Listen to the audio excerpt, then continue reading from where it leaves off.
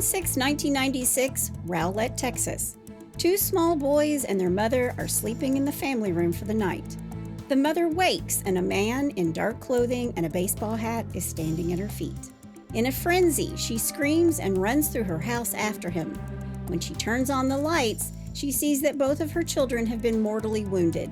But when local police and EMS arrive, the scene was more than they were capable of handling. And now, 27 years later, it's unclear if anyone will ever know who murdered little Devon and Damon. This is the story of Darlie Lynn Routier, guilty or innocent on death row.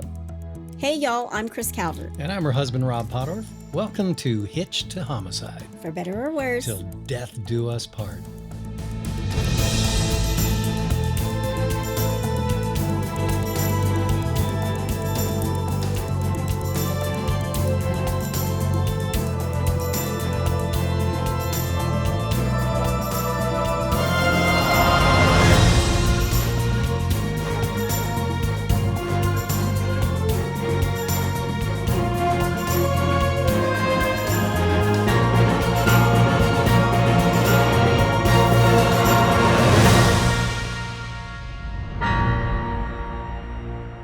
Welcome back, everybody. Yes, welcome.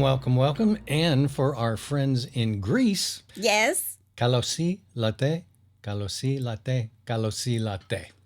Awesome. I have no idea if that was right or not.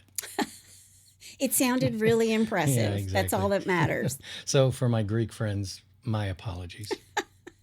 Well, wherever you're listening, be sure to like, rate, and review. That helps other people to find us. Yes, it does. Subscribe wherever you're listening to the podcast. That might be on YouTube. Yep. That might be on a podcast platform. And people seem to be enjoying the YouTube.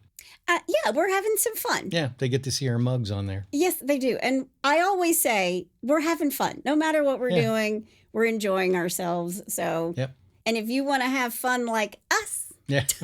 all you have to do is go to Facebook and join the In-Laws and Outlaws, answer a couple questions, and you're in. And I just want to remind you that if you suggest it or invite other people who are your friends, they still have to answer the question. Yes, answer the question. Yes.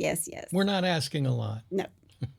I did this case 4 years ago, and I got hate mail when I did this case 4 years Really? ago. Yes, people have very strong opinions about this case. And my wish is just to give you all the details and allow you to decide, but I'm going to tell you right up front, just like this case in 1996 is very skewed in one direction, All right. I might have trouble keeping my opinions to myself. Okay. But it is our true crime podcast, so if you have a different opinion on how to interpret this evidence, then go for it. Yeah. That's all I can say about it. Yeah. Last week was the 27th anniversary of these murders. We've had requests to cover it again, so here we are. This is not a short story at all. There's a lot of pieces. I'm going to try to get through as much of it as I can. I don't want to hang everybody on a ledge forever. Yeah. So we did it in one episode. Right. Before we get started, I want to thank some sources: Murderpedia, Wikipedia, ABC News 2020, ForDarlieRoutier.org, Texas Monthly, InvestigatingInnocence.org, DarlieFacts.com, the Facebook group Fight for Darlie Routier, ABC's 2020 The Last Defense, Texas Monthly, the University of Michigan School of Law National Registry of Exonerations, and DarlieRoutierUnsolved.com. That's a lot of research. There's a lot out there. There are books, tons of websites, you name it, on this case. All right. Well, you ready? I am. All right, let's do it. Darlie Lynn Peck was born on January 4th, 1970 in Altoona, Pennsylvania. Her parents are Larry Peck and Darlie Key, and yes, both she and her mother are both named Darlie. Okay. Her parents divorced when she's 7, and a year later her mom remarried a man named Dennis Stahl. She's the oldest of a pack of girls, 2 biological and 2 stepsisters. Gotcha. And when Darlie's in her teens, she leaves Altoona with her parents and sisters, and the whole lot of them moved to Lubbock, Texas. They loaded up the truck and they moved to Lubbock, Texas. That's right.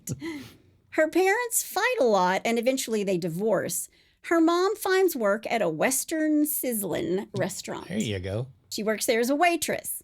Also working at the same Sizzlin' or Sizzler. Is it Sizzlin' or Sizzler? Sizzler. down to the Sizzler, she's working at the Sizzler, is 17-year-old Darren Routier.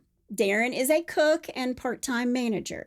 Now, Mama Darlie thinks Darren is smart, he's good looking, she thinks he's got a bright future. Right. She plays matchmaker. Okay. Darren meets Mama Darlie's 15-year-old daughter, Darlie Lynn, a little bleach blonde cutie with a great body. Okay, 15? She's 15, he's 17. Oh, okay. And Darlie and Darren fall in love. Okay. Now, Darlie attends Monterey High School in Lubbock, and Darren is going away to study at a technical college in Dallas. All right. Now, there's no doubt about it, Darlie likes attention. She's a typical late 80s girl with big hair and makeup, and she's in the South, which is the home of big hair. The mall hair. And makeup. The higher the hair, the closer to Jesus. There you go. When Darlie graduates in May of 1988, she moves to Dallas to be with Darren, taking a job with the computer chip company where Darren has been hired as a technician. Okay. And in August of 1988, she and Darren are married. She's 18, he's 20. Starting early. And they are starting early. Now, according to Darlie's mother, these two get pregnant on their honeymoon because about 9 months later, their first son, Devon Routier, is born on June 14th, 1989 in Dallas, Texas. Are we sure it wasn't a shotgun wedding? Don't know, but her Okay. mom says it's a honeymoon baby. Okay. Doesn't matter. Yeah, who cares? 2 years after that, on February 19th, 1991, their second child, Damon Christian, is born. Now, somewhere in here, Darren leaves his job at the computer chip company and starts his own company testing computer chips or electronic components called Testnique, which I thought was kind of funny, like unique, Yeah. Testnique. Yeah. When they first opened their company, the two of them are really successful. Darlie did his books, and these two have really never had money before, and suddenly they're making it hand over fist, and they're doing really well. Okay. They built a new house in the neighborhood of Dalrock Heights Addition, 5801 Eagle Drive in Rowlett, Texas, which is an affluent suburb of Dallas. Nice. Now, Darlie loved this house. She called it the Home Alone house because they thought it looked like the one in the movie. Gotcha. One of Rob's favorite scenes, the spider. That is the most phenomenal cinematic scream in That's the history. the best piece of acting ever. That is the best scream. I love that. I die every time I hear that. It's just fantastic. Also in 1992, Darren buys a 1982 Jaguar and a 30-foot cabin cruiser. Buys himself a boat. Wow. And Darlie underwent breast augmentation and bought herself some nice jewelry. They're just loading them up. They're just two kids who didn't have much, Yeah. and they made it big and really didn't know how to handle their newfound wealth very well. Sure. There were lots of trips, and they spent a lot.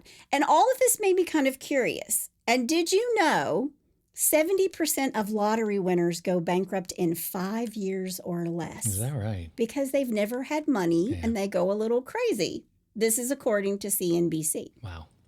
Now, we never did that when we won the lottery. Oh, wait. I wasn't supposed to say that, was I? Just kidding. We have not won the lottery. Yeah. But I can tell you, financial managers would be involved. Yeah, exactly. Immediately, if not sooner. And I promise, if we win the lottery, Lord, if we win the lottery, we'll do good with all that money. But you'll never know about it. You're bad. I know. Now, some people claimed that Darlie loved to show off. She showed off in order to cover up her low self-esteem. She was materialistic, almost to the point of bizarre, according to some people. In what way? Well, when she got her breast implants, she opted for double E's. Wow. Well, like they say, everything's bigger in Texas. Yes, it is. Deep in the heart of Texas. Oh, man. But when she bought clothes that were revealing. She bought clothes that were a little flashy. She's just an 80s girl out wearing red lipstick and getting her nails painted. And I read in Texas Monthly, she's not unlike many women in that Dallas area that dress that way. A lot of them dress that way. Okay, with double E's, right? And she does have double E's. Rob, Just get your head out of the gutter. Get off the double E's. I just can't even get over that. Well, you're going to have to because we're moving on. Okay. In 1995, little Drake is born. They now have 3 boys, 6 and under. Now, here's the problem. The Routiers are living beyond their means, but no one knows this at the time. They were like the perfect neighbors. Everybody, their friends, everybody thought they were just the perfect little family.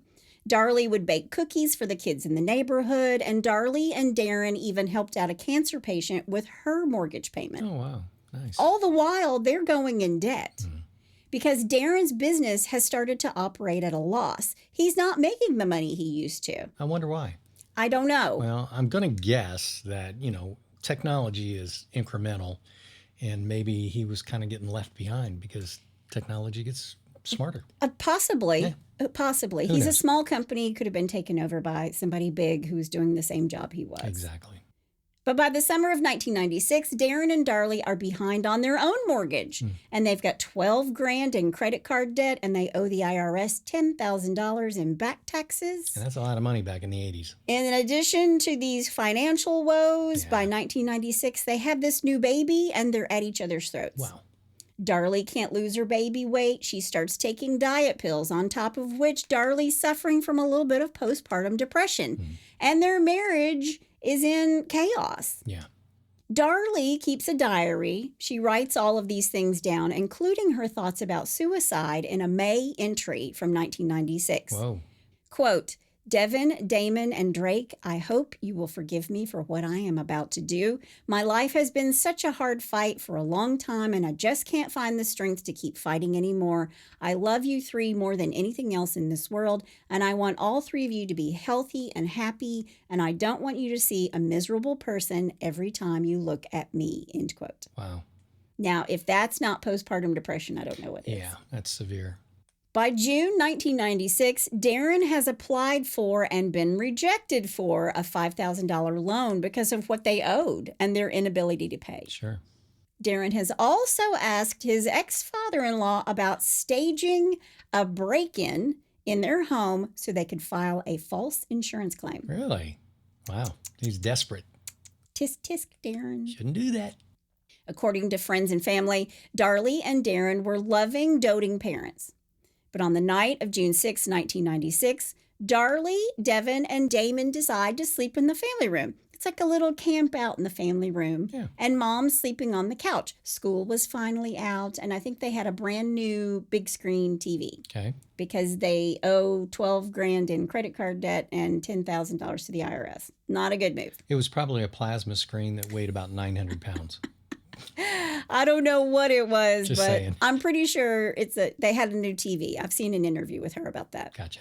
At 2:31 a.m., the night dispatcher for the Rowlett Police Department, Doris Trammell, takes a 911 call.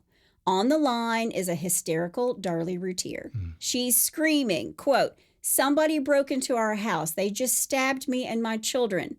Doris does her best to calm Darlie down, but it's honestly not working. I've heard this call, y'all. I listened to it. It's bad. Darlie is losing her mind, as you might imagine. Sure. Darlie is screaming, quote, my little boys are dying. Oh my God, my babies are dying, end quote. Wow. I will post a link to this 911 call in the show notes and in the In-Laws and Outlaws. You can listen to it yourself. Okay. Doris stays on the phone with Darlie and calls for emergency backup. Darlie is saying through sobs, quote, while I was sleeping, me and my little boys were sleeping downstairs. Someone came in, stabbed my baby, stabbed me. I woke up. I was fighting. He ran out through the garage. He threw the knife down, end quote. Now, in the meantime, Darlie's scream wakes up Darren, who's sleeping upstairs with the baby. He rushes downstairs, sees both Devon and Damon on the floor, covered in blood, and Darlie in a nightshirt that is also covered in blood. And she's shouting into the phone, and Darlie has been stabbed too. Darren rushes to the boys and finds that Devon has 2 huge gashes in his chest. He checks for a pulse, and he finds nothing. Devon's eyes are open. He thinks he's dead. Darren then looks to Damon, who has his back to the room. He's on his stomach. There's blood on the back of his shorts, and he's struggling to breathe. He is still alive. Okay. Officer David Waddell is first on the scene, and this man is shook. He is not prepared for this night. Don't know who would be prepared for this night. Of course. He assesses the situation, realizing that Devon is dead. He yells at Darlie to sit down, but Darlie is putting wet towels on Damon's stab wounds to apply pressure. She goes to the sink, she wets these towels, and then she applies pressure to the boys, all while screaming that they're dying. And remember, she's been stabbed too, and she's losing blood. And where's she been stabbed? In the neck. We're going to get to that in just a second. Okay. And the arm. Okay. Officer Waddell apparently isn't doing anything during this time. Later, he's going to say that Darlie didn't care if her children lived or died. Really? Yes. All I can say is listen to the 911 call. Okay. If you're a mom, go listen to the 911 call. Okay. By this time, Officer Waddell is joined by Sergeant Matthew Walling and the EMS crew, who immediately radioed for backup because the two of them could not handle two children who were either dead or dying, and a woman covered in blood with a gash across her throat and one to her arm that was down to the bone. Ooh.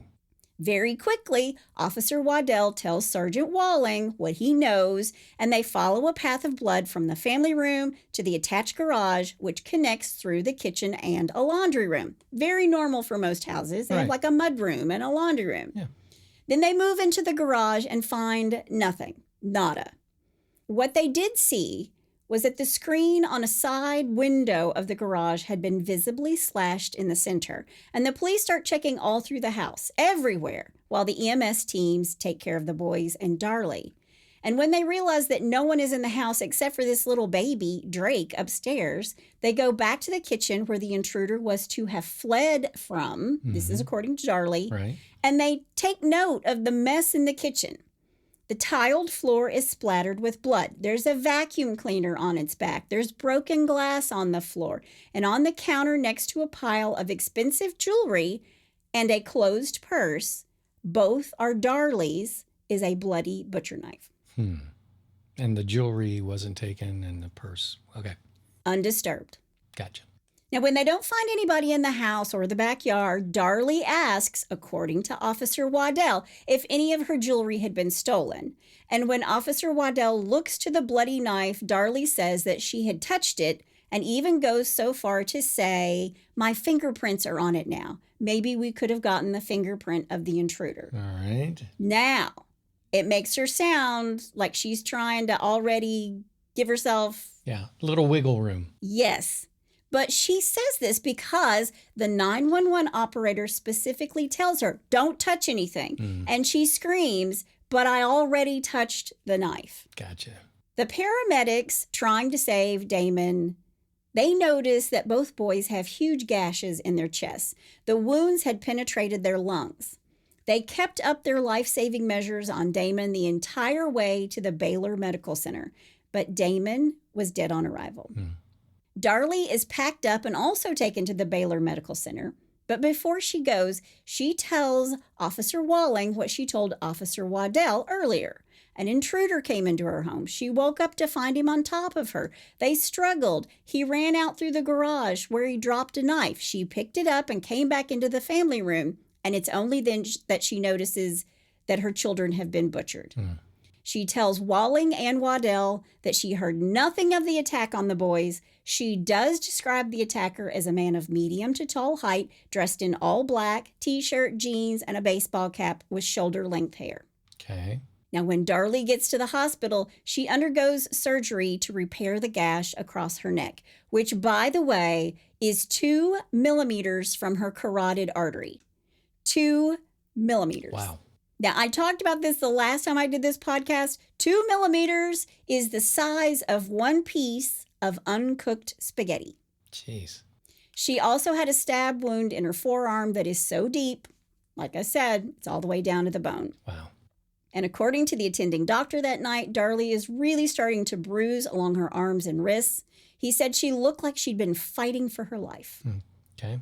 Darren follows behind to the hospital, but neighbors help out because this man named Tom Neal is going to drive Darren, who was too shaken up to drive on his own, and Tom's wife stayed behind to care for little Drake. Okay. But before Darren leaves his house, where his 2 children and his wife have been attacked, he sees all these cop cars and the EMS and the news. They've all started to gather, and according to police, he says, quote, Golly, I guess this is the biggest thing Rowlett's ever had, end quote. And later, Sergeant Walling would say, quote, the man had 2 of his children slaughtered tonight, and he's acting like the damn circus is in town, end quote. Yeah, that was a strange thing to say. But once again, I mean, when somebody's in shock or they've had a traumatic experience, you just don't know how you're going to react. Very true. Yeah. We're going to talk a little bit about that. Okay. Near the house, the police have found a blood-soaked sock. It's in the alley behind the Routier's home, 75 yards away. They then unleash the K-9 unit, and the police, who've grown in numbers, they start searching the neighborhood. Right. And Jimmy Patterson, a veteran of the Crimes Against Persons Division, shows up on the scene. Veteran. I use that word loosely because in this sleepy town of Rowlett, that just meant that he'd been a detective for 8 years, and he had investigated maybe 5 or 6 homicides, including the one he was staring at on the night of June 6, 1996. So basically he won by default. I'm just saying it's a sleepy town. There's not a whole lot of this that ever happens in Rowlett, Texas. Right. They walk the house, and when they make it upstairs, this white Pomeranian loses its mind, starts barking, yapping, even bites on the pant leg of one of the men. The neighbor who's there to watch over Drake pulls the dog away. The dog's name is Domain. Okay. So they all have D names. Okay. Even the dog. All right. And the officers are saying, you know, where was this dog earlier? Why wasn't he barking earlier? Yeah. Yeah, because the neighbor lady says he doesn't like anybody. This dog doesn't like anybody. Yeah. Well, I think the dog was in the room with Darren and the baby. Okay. And please know, it was very quiet in that house because Darren doesn't hear anything, and neither does the dog. Okay. But I mean, when Scotty's upstairs in his bed in the den, which is a great distance away, I always have a bowl of peanuts down here, shelled peanuts, and I can crack a peanut and he's down here immediately. I have no idea how he hears that. Because Scotty is a mental giant. Just ask us. We have the best dog ever. We do.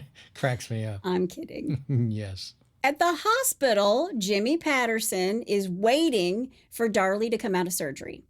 And he's at her bedside, and he wants to ask her what happened. And Jimmy is later going to say that Darlie was alert and conscious, and that she, quote, knew exactly what she was saying, end quote. Okay. Now, I don't know about you, but if you've ever had any type of surgery or trauma, like finding your 2 children dead, and you've got the remnants of anesthesia and some Demerol for pain and some Phenergan for nausea on board, you don't know exactly what you're saying. Yeah. But anybody who's ever witnessed or suffered real trauma knows that you don't know what you're saying or what you're thinking, let alone right out of surgery on multiple medications that make you drowsy. Yeah.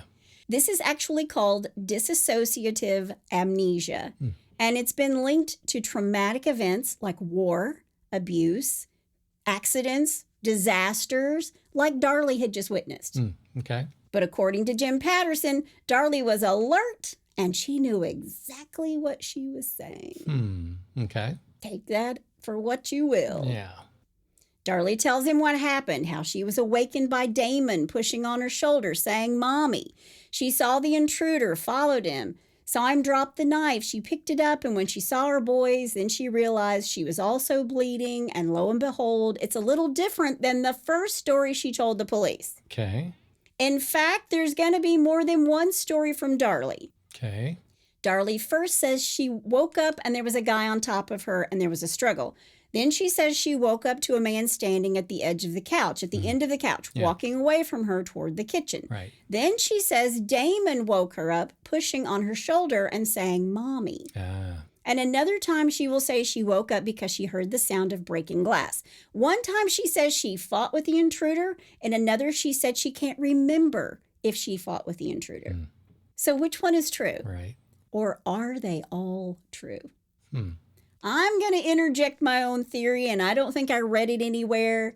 I think Darlie was drugged. Really? Everyone has said, how do you sleep next to your children while they're being murdered? And I just kept thinking, chloroform.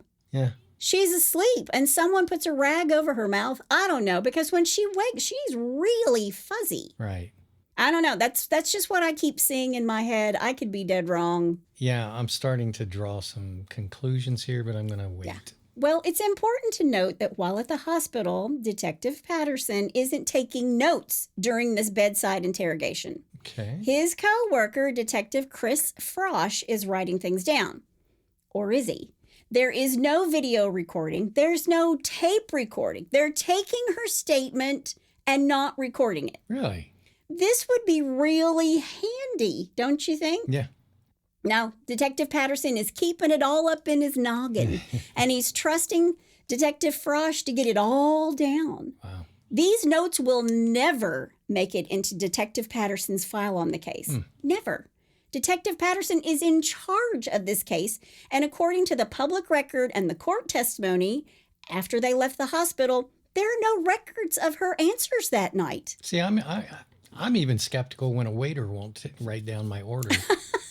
I can't imagine a policeman not. That's just silly. True. Yeah. And there are very few handwritten notes. It's all from memory. Wow.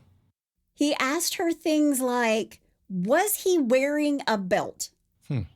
And was he wearing a fitted baseball cap or an adjustable one? What? Okay, whatever. What? There's some hard-hitting investigation right there. How do you notice if it's a fitted baseball hat or one that's got like the snaps or has to be adjusted in the back? Oh my God. To me, that's crazy. Was he wearing a belt? Wow. She tells him this is what he had on. Black hat, nothing on it. Black shirt, nothing on it. Was he wearing a belt? I don't know. Jeez. Well, then there probably wasn't a guy actually in the house. Wow. Okay. That's called foreshadowing. Uh-oh. Here we go. He asks her other things like, did he have scars or tattoos? Those are actually good questions to ask. Those are typical. And she says no. He asks her about her jewelry, and she could describe her jewelry, according to him, really well and where it was in the house. You know what? So can I. Yeah. I put my jewelry in the same place every single night, and maybe Darlie did too. Sure. And why wouldn't she know what jewelry she actually owned? Because I bet if Detective Patterson had a gun collection, he'd be able to describe that even if he had been traumatized. Right. He'd be able to say, oh, I had this gun and that gun and this gun. And this is where I kept them, and yeah. Yeah. I just don't think they treated her very nicely. Right. The police search for evidence to corroborate Darlie's story. All right. Here we go. Enter James Cron, a crime scene consultant. And that is a term that I use so loosely. Okay. It's looser than the change in the bottom of your couch. And that's pretty loose. And that's pretty loose. He does a walkthrough of their home where he only observes. Then James Cron unilaterally decides that someone inside the home is the killer. Okay. And from that moment on, they really didn't look into anything else or work the case from any other angle. Amazing. Thank you, Mr. Cron. Yeah. Cron says, in the family room, Darlie says she's attacked on the couch because she wakes from there covered in blood, but there's really no blood on the couch. She hears the glass break, and then she said she ran through the kitchen, but her bloody footprints are under the broken glass on the ground. There's only one bloody boot print, and the blood ends there. Okay. There's no blood in the garage where Darlie says the intruder fled. And if this was a robbery, why didn't they take Darlie's expensive jewelry or her purse that are all sitting on the kitchen counter? True. Now, there's no more evidence outside other than this sock that is 75 yards away from the house. All right. There are no footprints from the window that was slashed, and according to the police, the dust on the windowsill was undisturbed. Okay. They say in the report that the mulch surrounding the fence area there and the window, there are no footprints, and that the fence gate was closed so tightly it's held together by wire. So this intruder couldn't have made his way out that way. Right. And the garage also showed no sign of a hasty exit. So police look at Darren. That's what I was thinking before. Yeah, they start to look at Darren. But that is their official assessment of the scene. And we're going to come back to this and talk about it. All right. Now, Darren meets with lead investigator Jimmy Patterson, and later Jimmy would recall how the first thing Darren said to him after his boys are dead and his wife is in surgery is how beautiful he thought his wife was and how he really loved her breasts. What? Her big, beautiful breasts. That was his first comment to him? According to Detective Patterson. Okay. According to him, he said he never said a word about the kids. But I'm going to call a little BS on this one. All right. Because Patterson never takes a note. Remember? Yeah. It's all up in his head. True. And also, if you've ever seen an interview with Darren, he loved his wife. And I could see him saying something to the effect, without knowing the extent of her injuries, that her breast augmentation could have been compromised. There are saline bags inside her chest, and she's also been stabbed. Right. And they don't know what the extent of her injuries are. Okay.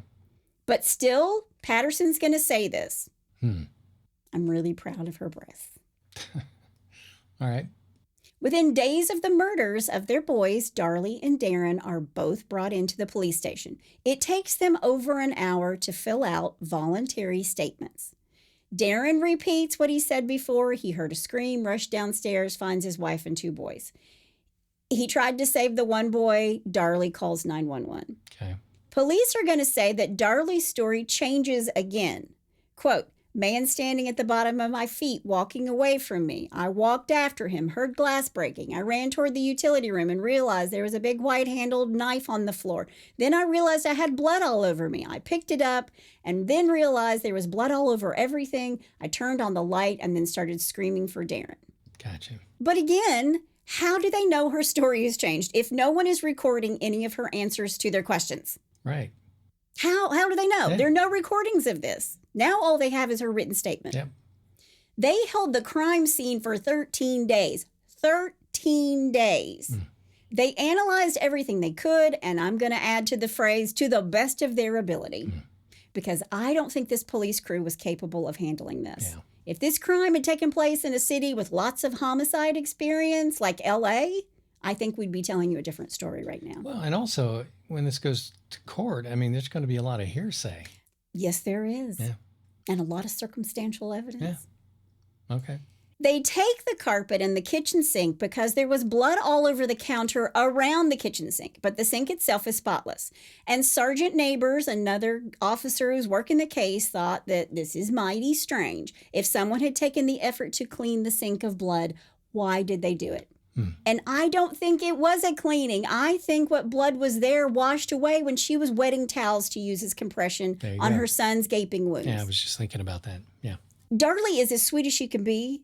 Darlie's not a rocket scientist. Yeah. She hasn't planned anything. Well, and in a situation like this, you're not thinking about anything other than, what do? I got to help. I got to, Oh, that's not what they think. Yeah, whatever.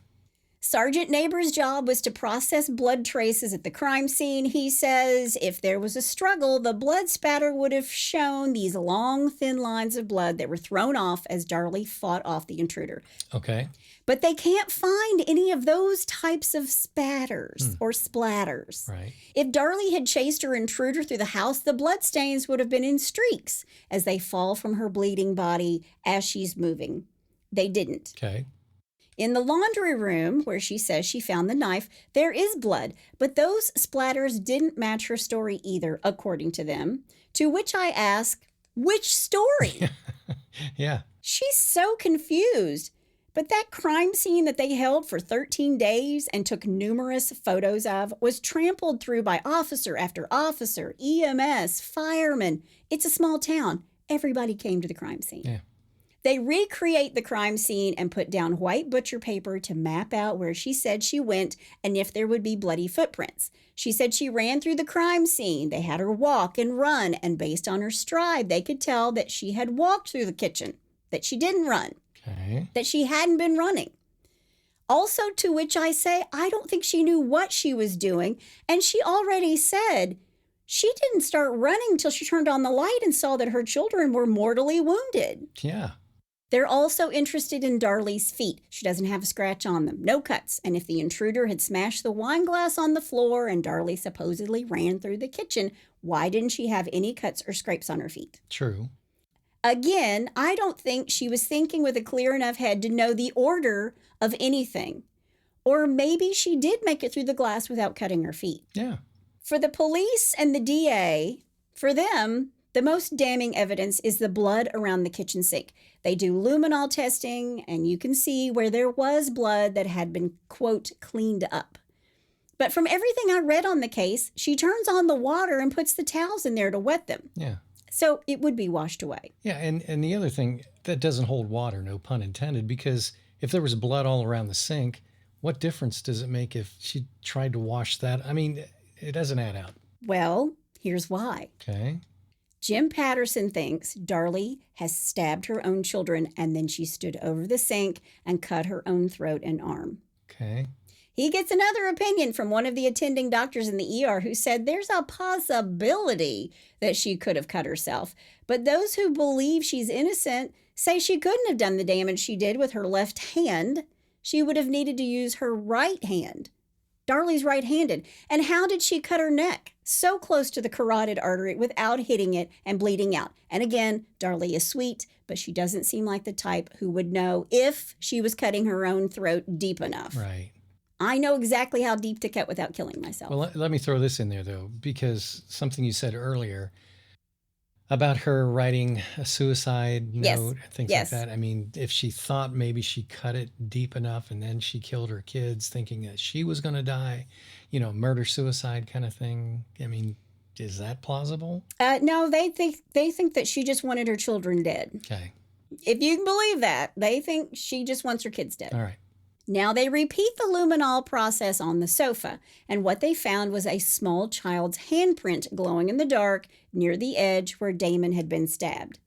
Now, just like the blood in the kitchen, someone had wiped it away, or had they? Again, loads of people are in and out of this crime scene. What if someone brushed up against the couch and wiped it away? Right. There was blood everywhere in that living room, but still, it does not look good for Darlie. Okay. Police say nothing is adding up. Darlie said she believed the killer came in and escaped through the garage, and they did find that slit in the screen, but the screen showed no signs of being forcibly pushed in or out, and it easily came off the window.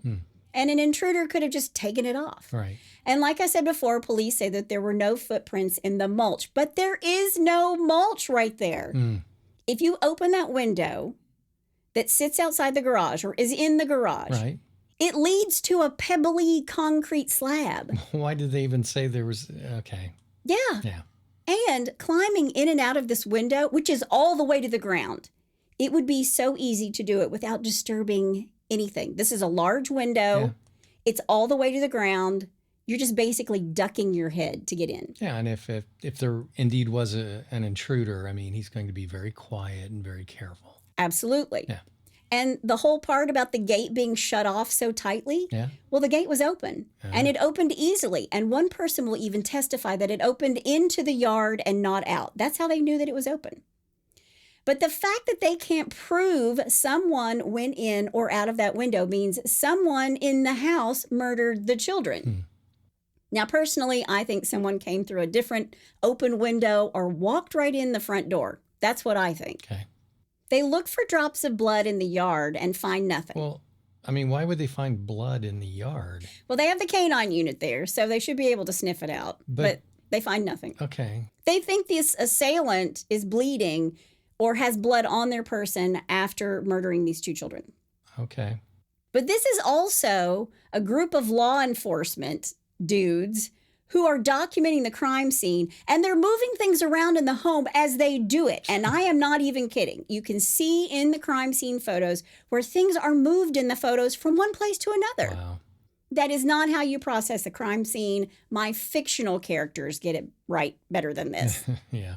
Yeah, according to police, the blood is only found inside the home. But what about this bloody sock? Yeah. That really throws a kink in their theory that no one left the house. Right. It is 75 yards away from Darlie and Darren's home and in an alleyway by a storm drain. So was somebody trying to throw it down the storm drain hastily? And whose sock was it, though? Well, on the sock is the blood of both Damon and Devon, and it's Darren's sock. And they tell police there's a rag basket in the laundry room that sometimes has socks. We have socks laying around in our laundry room because they disappear somehow. Yeah. In the family room where Darlie described her struggle, police say they've found very little to corroborate her story. A lampshade was askew. A flower arrangement was on the floor. But how do you know what's real and what's not real? Because they've moved things around while taking these crime scene photos. Of course, yeah.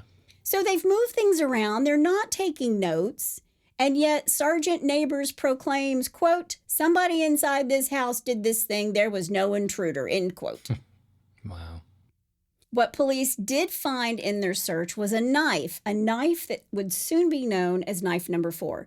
It was one of the knives in the butcher block in the kitchen that went with the set, like the white one that was found covered in blood in the utility room. Gotcha. Knife number 4 has a fiber on it, a fiber that they say matches the screen that was cut in the garage. Okay. The only way it could get back in the block is if someone took it, cut the screen, then placed it back in the block. This is 1996. Today, they would be able to match that fiber perfectly. Sure. But back then, Yeah. I don't know. It kind of looks like the screen. Exactly. But what the hell is the motive? Why would she kill 2 of her boys and leave the other one alone upstairs with her husband? Yeah.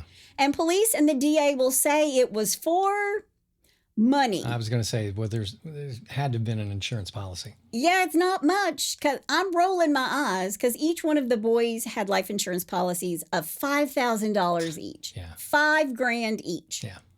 Now, on Sunday, June 9th, 1996, 3 days after their murders, Devon and Damon Routier's funeral takes place. 400 people from this little town show up. Okay.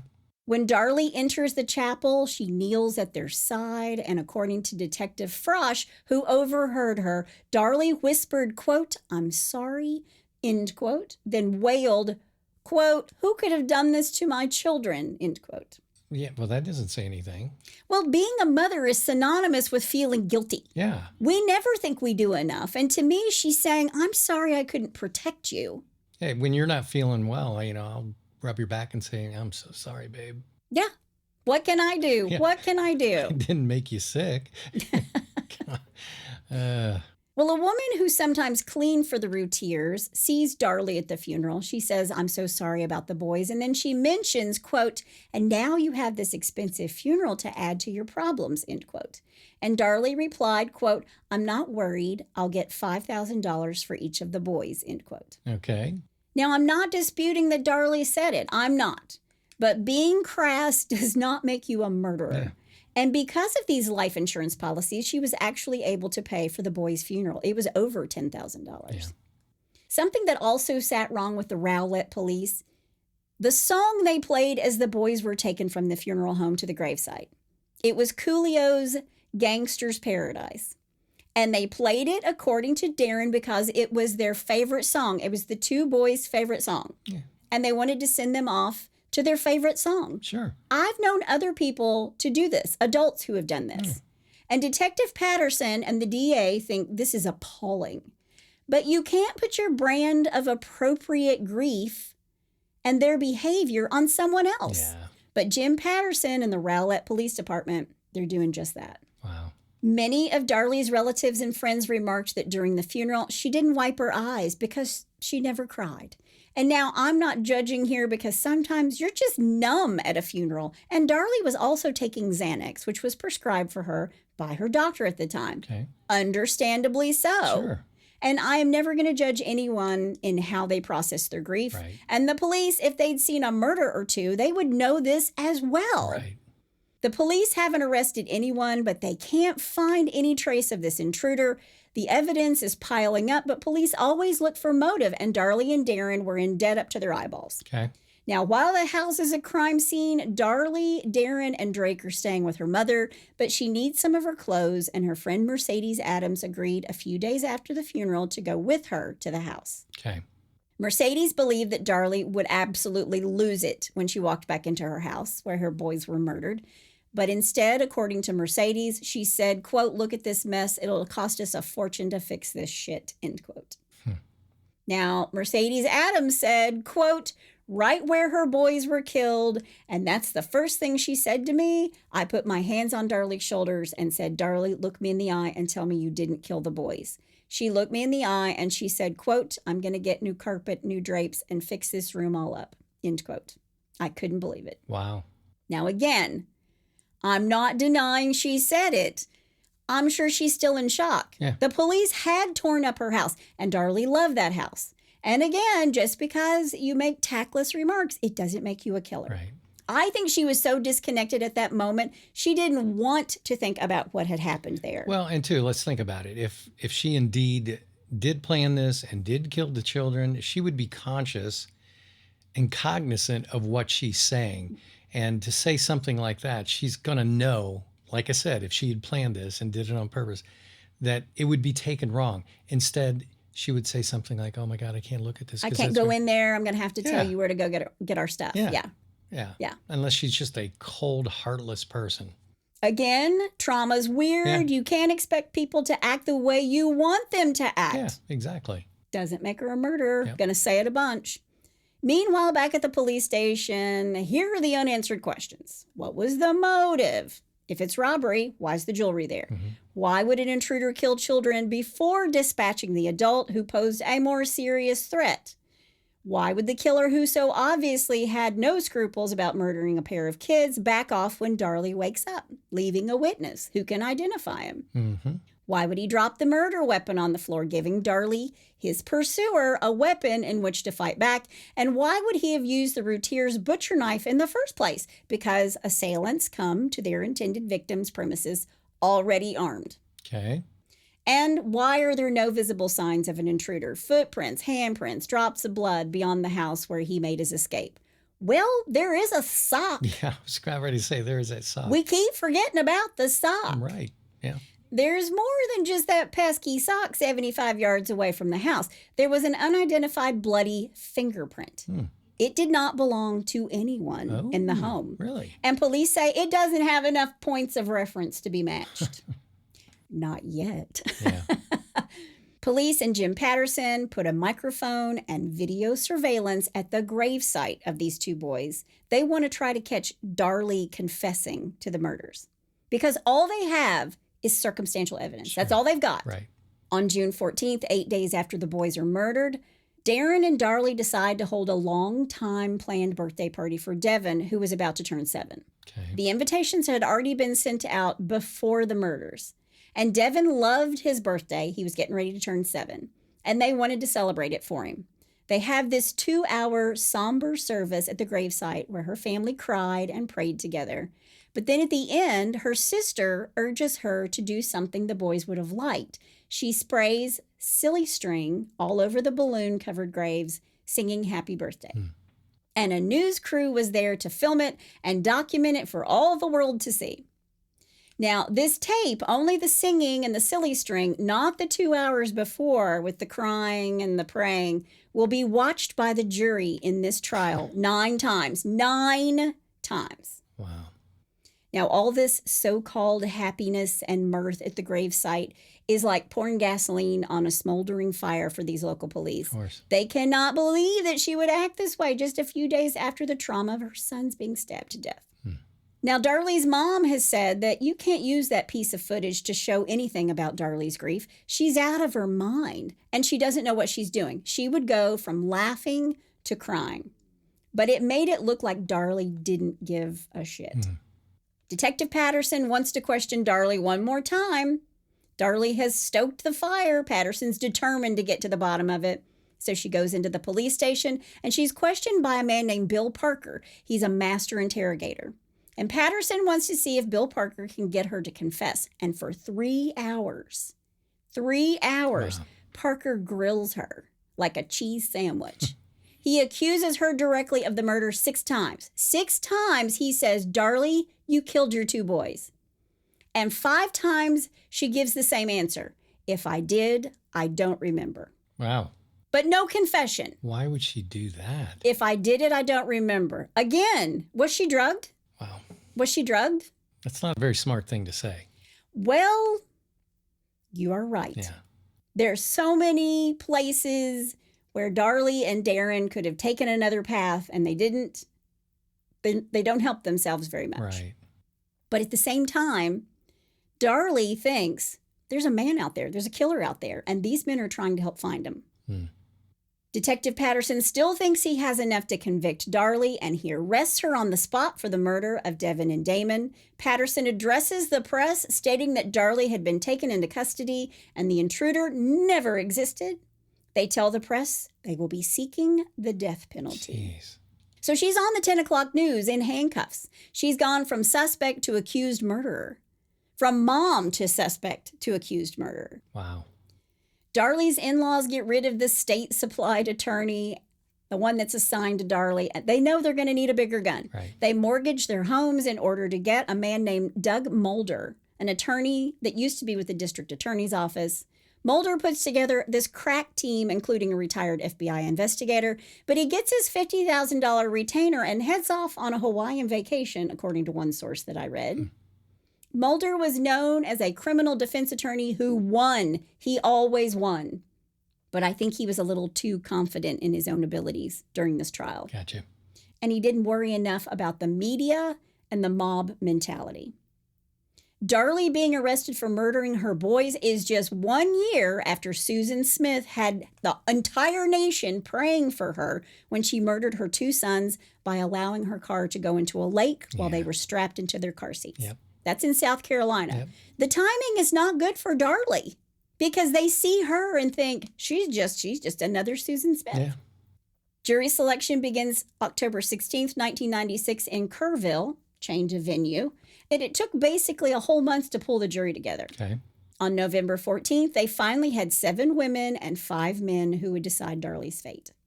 On January 6, 1997, the trial begins. She's only on trial for the murder of Damon because he's the youngest, and if convicted, she could be put to death. And they're holding the capital murder indictment on Devon's death in limbo so they can use it as a second chance in case Darlie is acquitted or gets a life sentence. Sure.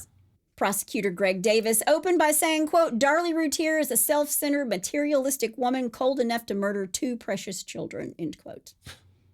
Defense attorney Mulder in turn said, Darlie was a caring mother who, like any other housewife, suffered personal problems and concern. She was, he said, quote, caught up in a maelstrom of fate, and the state wants you to believe she became a psychotic killer in the blink of an eye? Well, folks, that's just absurd, Right. end quote. Right. The medical examiner's office explained these defensive wounds on Damon's body, saying that he had struggled with his attacker before he died. Okay. The coroner said there were differences between the kids' wounds and Darlie's hesitation wounds, saying that Darlie inflicted these on herself. Officer Waddell, remember him? He was the first guy on the scene. Right. The jury members got to see the crime scene photographs, which showed the gruesome detail of the aftermath of the murders. He was also just like a deer caught in the headlights when he arrived. And I'm saying that because, once again, if you listen to this 911 call, well, just listen, because he has no idea what to do when he arrives. Okay. The paramedics gave this heart-wrenching story of Damon passing away. The second paramedic, who was in charge of Darlie, said that she didn't ask about the condition of her children one time on the way to the hospital. As the trial goes on, the prosecution rips Darlie apart. Investigator James Cron told of his search of a possible pursuer's flight through the house, Right. through the laundry room and the garage. And Cron said, quote, after my initial walkthrough, I thought someone in the family had committed the murders and staged the scene. The further I got into my investigation, the more convinced I became, end quote. It took him 30 minutes to come to his conclusion. He's pretty good. 30 minutes. Okay. Wow. He could have a weekly TV show. Yeah, well, just wait. I'm going to talk about him a little bit later. Okay. The blood expert, Tom Bevel, who got down on the floor, he showed the velocity and direction of the blood found on Darlie's nightshirt. Okay. He said Darlie's son's blood is found on the nightshirt on the back. It was literally sprayed there while Darlie is swinging her arms up and down, stabbing and slicing. And I thought this was really interesting because in order for him to have this blood spray, the way he's saying the pattern is, Right. she would have nearly had to do a back bend to get the cast off. Gotcha. Like, he has his arm so far behind his head Right. to do this. Okay. Finally, FBI agent Al Brantley, he discredits the idea of the burglar or a rapist, And he just talked about motive, that a thief would have taken Darlie's jewelry. Yeah. Quote, someone who knew these children very well murdered them, end quote. This is all circumstantial evidence. Yeah. And they're really taking a hard line, right? Yeah. Then the jury is shown the videotape taken by the news crew on Devon's 7th birthday, the silly string. They didn't show the first 2 hours where Darlie was crying, only the gum chewing, silly string spraying, and smiling Darlie. Right. The prosecution tells the jury that Darlie staged the whole kit and caboodle. The kids go to sleep. She takes one knife, cuts open the screen, then she puts it back. Then she gets out the big knife, where she proceeds to stab her children. One twice, the other 6 times. Then she takes one of her husband, Darren's, socks, soaks it in the children's blood, plants it in the alleyway behind the house. Then she cuts herself and calls 911. I'm going to go through that one more time. Yeah, well, I mean, a little bit later. I guess that's plausible. It's really not. Okay. And I'm going to tell you why in just a little bit. All right. Doug Mulder, her defense attorney, and his team, they tried to save Darlie. He brought in friends, neighbors, relatives. These people knew Darlie. They could vouch for her character. The Reverend David Rogers, who officiated the funeral, said that Darlie was grieving appropriately. A friend of Darlie's talked about how kind Darlie was, how she came to her because she knew she too had lost a child. Mm-hmm. And Karen Neal, remember her? The husband drove Darren to the hospital and she watched over Drake. She said Darlie's grief was real. Yeah. Then Darren took the stand. And this guy, he admitted they had financial problems and that Darlie was truly devastated by their boys' deaths. He held back tears when he talked about the morning of the murder, him giving CPR to Devon. Okay. Quote, Darlie was running back and forth, getting wet towels going, oh my God, he's dead, end quote. I screamed at Officer Waddell and Darlie tried to get him to go to the garage. All 3 of us were in shock, end quote. Right. Dr. Lisa Clayton took the stand on Darlie's behalf, saying that her trauma had clouded her memory. And then finally on January 29th, the last witness was a surprise. It was Darlie. Mulder tried to talk her out of taking the stand, but Darlie would not hear of it. She wanted to be on that witness stand. Right. She went through her life story. She dedicated herself to motherhood, to these 3 children, about her domestic ups and downs. She read excerpts from her diary to show she was a loving mom and not just one who suffered from postpartum depression. Right. Yeah. She explained that the silly string was brought that day by her sister and not her. And she remembered the night of the murder, saying if her story changed, it was just because she couldn't remember it at the time. Yeah, I don't know if that made a whole lot of sense, Darlie, but okay. But when the prosecution started cross-examination, Darlie just crumbled. They wouldn't accept amnesia. They wouldn't accept her alibi. They wouldn't accept a word she told them. It was just an inquisition. Yeah, that's what they get paid for. Yeah. Why did you tell one policeman one thing and tell a different policeman something else? Why didn't your dog bark? Right. Why was the kitchen sink cleaned of all its blood? Why had you lied and lied and lied? And all that was left of Darlie when they were finished was just a sobbing heap. And she really couldn't account for anything. Right. They just twisted her in knots. Yeah. And I want to say, if you've ever watched a real trial, it's tough. When someone is cross-examining you, you really have to be on your game. Yeah. You have to be careful of what you say. You have to wait, see if anybody's going to object. Darlie wasn't ready for any of that. She was not ready for that. Well, and that's exactly why defense attorneys won't let their clients get up on the stand. Take the stand, Yeah. and she insisted. Yeah. But here's what the prosecution needs the jury to believe. She stabs her children. She stages this crime scene. She takes off running 75 yards away to drop a sock with blood of both boys on it. She runs 75 yards back to the house. That's a football field and a half, people. Yeah. She slits her own throat, makes a gash in her arm, cuts her fingers, and calls 911 in hysterics. 3 minutes later, the Rowlett police officer arrives and EMS 4 minutes after that. And one of the boys is still alive? Yeah. How's that possible? Right. After 7 hours of deliberation, the jury on February 1st found Darlie Lynn Routier guilty of the murder of her son, Damon Christian Routier. 3 days later, she gets the death penalty. Wow. Here are some important things to know. I've heard the judge was about to retire and wanted to go out with a bang. He did. I've also read accounts that he fell asleep through parts of the trial. Don't know if that's true or not. I do know the transcript that the jury got for review contained 33,000 errors and omissions. Wow. So much so that the court reporter didn't feel comfortable signing off on it. Gee whiz. And the audio tapes they heard to help make their decision were incomplete. The jury was never shown the police footage of what happened at the gravesite before the silly string, and they watched it 9 times. Also, who called this news crew? Yeah. Yeah. Seems like maybe the people who have 24-hour surveillance might have done that. Yep. Were they trying to make Darlie look bad to the press? Yeah. One juror came forward after to admit he was peer pressured into voting guilty.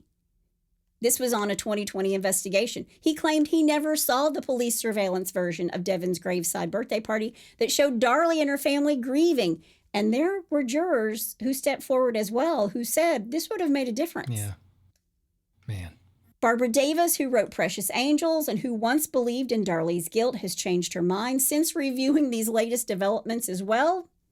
She has said, look, there's this latent bloody fingerprint found on the Routier kitchen counter, and nobody has done anything about it. So let's talk about the bloody fingerprint. Okay. According to 2 New York City police fingerprint experts, the print did not match Darlie or Darren, and therefore lends new credence into the intruder theory. Okay. And on July 25th, 2001, Darlie's lawyers filed an appeal. Okay. This fingerprint's going to be known as 85J. In July of 2002, Darlie's attorneys argued that prosecutors should turn over evidence for new forensic testing. One item requested was the nightshirt Darlie had on at the time of the murders. Her attorneys want to conduct tests they hope will indicate that her wounds were not self-inflicted. And defense lawyers also want to test the murder knife and the window screen and the carpet samples. And they want to put that fingerprint through the FBI database. There you go. Because before they've always said there's not enough points of reference. Well, guess what? Time has passed. There are enough points of reference. Yeah. By this time, Darren Routier has also admitted that he looked for somebody to burglarize the family home to benefit from an insurance scam, but he planned to have that burglary happen when the family was not at home, and he never acted on it. Gotcha. Don't know what to tell you about that. Yeah. Also part of her appeal is this shoddy job the police did on the scene. They walked through it over and over. They improperly tagged items. They didn't have the medical examiner even fingerprint the boys before they were buried. Really?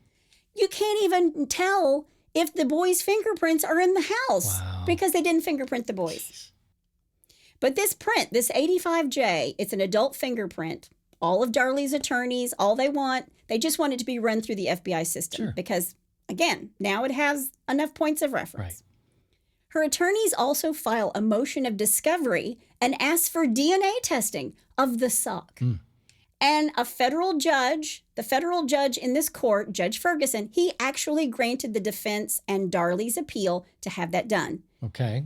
To run the fingerprint through the FBI database and the sock through DNA. Gotcha. But the state of Texas has said no. Why? So a federal judge has said yes, and the state of Texas has said no. Why would they say no? Why would they? Darlie's team has now waited 13 years for them to release all of that evidence. And that could be the piece that shows that there was another person in the house that night. Yeah. Now, before I wrap this up, I want to talk about the police reports of all the suspicious activity in the area on the night of the murders and before and after. Okay. On June 11th, 1996, Angel Rickles calls the Rowlett Police Department to tell them that on the night of June 6th, the night the boys were murdered, an unidentified man tried to enter her home at 1:30 in the morning. She's watching TV. She hears someone trying to get into her house through a door. She hears something and turns on her porch light to see what's happening. And she can see through the peephole 2 men, one wearing a dark jogging suit. The other was shorter and stockier. Okay. They ran from her house in the direction of Darlie and Darren's home. She does not call the police, but she goes back to watching TV. And a short time later, she hears tapping coming from the bedroom window at the front of her house. Angel looks through the blinds and sees 2 men again. She turned off the bedroom light and they leave. She didn't call the police, but she didn't go to bed. Neither would I, Angel. Yeah. And she wouldn't call the police for another 5 days. Really? I wonder why she wouldn't call the police. She said that there's nothing they could do. What were they going to do? Yeah. That was her quote. I'm paraphrasing, but that was her quote. Okay. She also said there was a dark vehicle parked outside. Okay. Now, the report of the break-in coincides with the time frame in which Darlie Routier claimed an unknown person entered her own home. And Rickles described the first incident occurring at 1:30 a.m. The men leave the area and return at approximately 2 a.m., and it was after 2 a.m. that Angel described seeing the vehicle. And these are time estimates, but they all occurred before Darlie makes the 911 call. Okay. Yeah, because that call took place at 2:30. Right. And the Rickles family home is a half a mile from Darlie and Darren's house.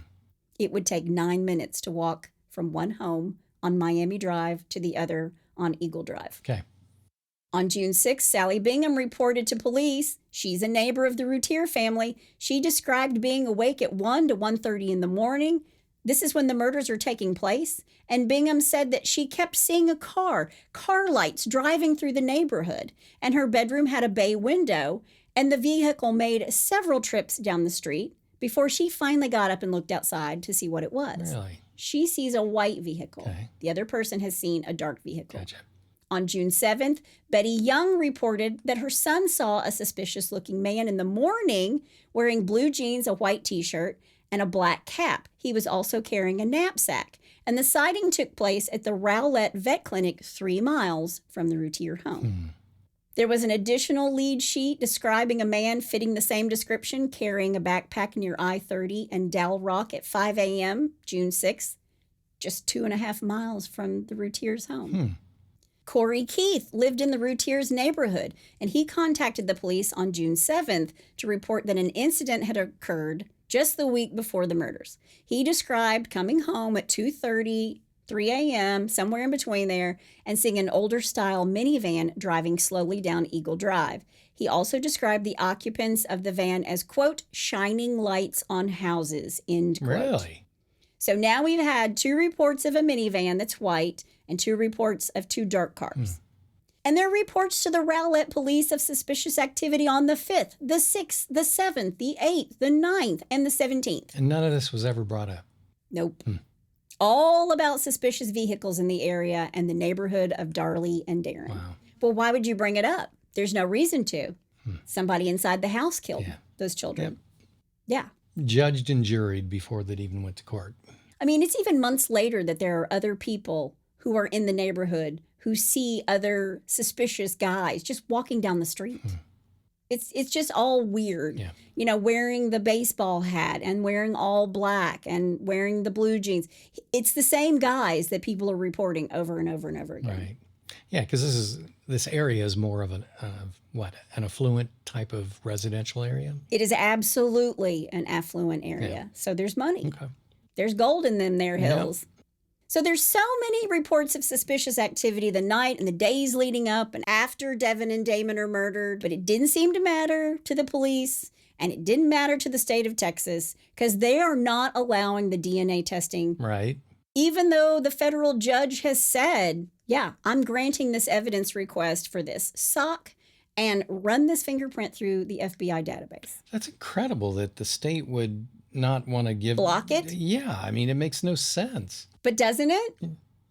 Think about it. Why? They railroaded this woman. Yeah. Why would they want to be proven otherwise? That's true, but geez, I mean, you're responsible for somebody being in prison for the rest of their life or possibly being executed. There was a man who walked through that crime scene and in 30 minutes, said, I know exactly what happened here. I know exactly what happened. I'm going to Jeez. talk about him in just a second, Okay. so hang on. Right.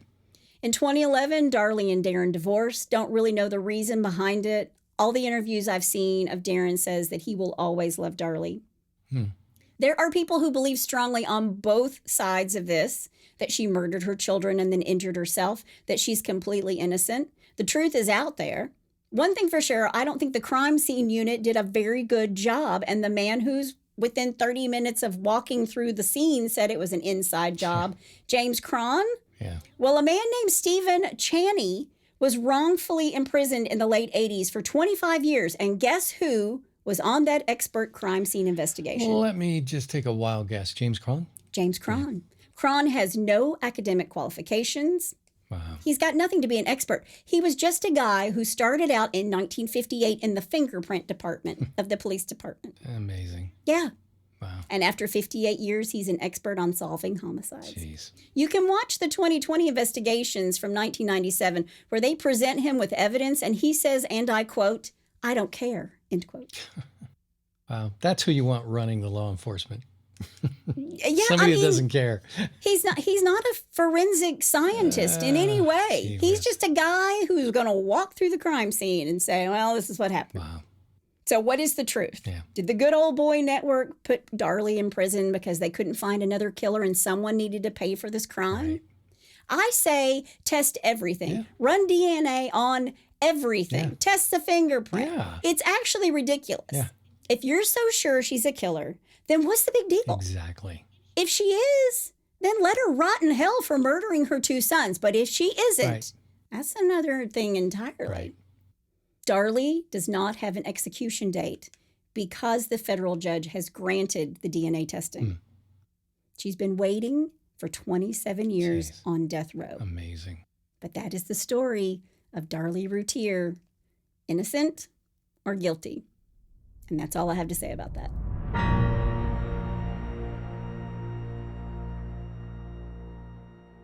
Wow. Well, I don't know how to feel about this. There's part of you that say, well, it kind of points toward her, but then 90% of it doesn't point toward her. And She didn't help herself at any turn. No. That's for sure. But I think she got railroaded a little Yeah. bit. Well, yeah, obviously. And again, it's been 27 years. Test everything. Yeah. Test it all. Well, it's like you said, if you're so sure that she's guilty, then just go ahead and have it tested. Then what's the big deal? Yeah. Whatever. And if she is guilty, again, let her rot in hell. But if she's not, what are you hiding from? I know. Well, I know. let's go from the opposite of rotting in hell to being really stupid with a little bless your heart. Well, bless your heart. All right, our first one, I'm going to call Birds of a Feather. Okay. I love how you name these, by the way. Yeah, well, that's kind of the fun of it. And you have to admire the initiative of some criminals. Okay. In Brazil, they tried to smuggle a cell phone into a prison using a Cell phone. Nope, a pigeon. According to the Orange News, the pigeon got off to a good start, clearing the prison wall with ease, but then the weight of the phone became too much, and the pigeon plummeted to the ground right at the feet of a prison guard. What they do? Like duct tape it to him? Here's what happened. Officers rushed outside and found the inmate's girlfriend and accomplice. Wait, here it comes, with another pigeon. Oh, a second one just in case. Well, it had a birdie backpack attached to its wings, filled with chips, cash, and an extra battery. How big is the pigeon? Hold all this. The two were charged with attempted smuggling and cruelty to animals. Yeah, cruelty to animals. All right. Number 2, I'm calling this The Toilet Don't Lie. Oh, gosh. Do I even want to hear this one? Well, I'm going to set this up. This is kind of unrelated, but yet it is. A New Jersey condominium complex was requiring all dog owners to supply a DNA sample from their pooch so it could be matched to a dog due left and others to clean up in the complex. Are you serious? Yeah, I mean, I guess it was becoming a big problem. But according to KFOR TV in Oklahoma City, the same principle works for humans. The story in a nutshell, okay? Oh my gosh. Someone broke into this family's home and stole all the valuables. Okay. The culprit then began vandalizing the home by dumping out laundry detergent and using the bathroom with no regard for aim or cleanliness. Well, when you said dumping out, Yeah, no pun intended. ready onto it. Yes. Okay. The report says someone who used the bathroom, quote, left poop and toilet paper all over the floor, unquote. Bright-minded police officers used some of the fecal matter to test for DNA, and they got a match. Charles Williams was charged with first-degree burglary this week. Can I just say that this is a police department that is willing to test the DNA of somebody's excrement? Oh, my gosh. And Darlie can't get a sock tested. Yeah, exactly. In a murder trial. Where's the justice? What is wrong with this country? All right, next. I'm calling this, that was my twin. Oh, okay. Yep. According to the Hunterdon County Democrat, police say Harold Williams of Plainfield went into a Route 22 ShopRite on August 29th and walked out with $321 of shampoo and razors without paying. Well, razors are Yeah, expensive. but how do you even carry that much? That's $321. Jeez. Later that very same day, about 6 p.m., he walks back in and applies for a job. Well, I feel like I know your products well, Manager so I'd like a job. Yeah, manager Paul Lesperance recognized him earlier and called the cops. I wonder if he was still filling out the application when the police walked in. Anyway, he was arrested, processed, and taken to the Somerset County Jail as he was unable to pay the bail. I suppose they wouldn't accept shampoo and razors in place of money. Maybe not. Yeah. If he'd brought some conditioner, Yeah. maybe somebody would have helped him out. And finally, I love this one. Dishonesty is the best policy to getting caught. See, I just don't know if we can top the poop story, but keep going. No, this will top it. This is very funny. Two buddies are road tripping to a Grateful Dead show, and to make the drive more interesting, they each ate a dose of LSD. Okay. Are they driving? Oh, yeah. Okay. They're rolling along the interstate and start to trip out. They're laughing and having fun driving along when suddenly they notice a cop car with its lights on in the rearview mirror.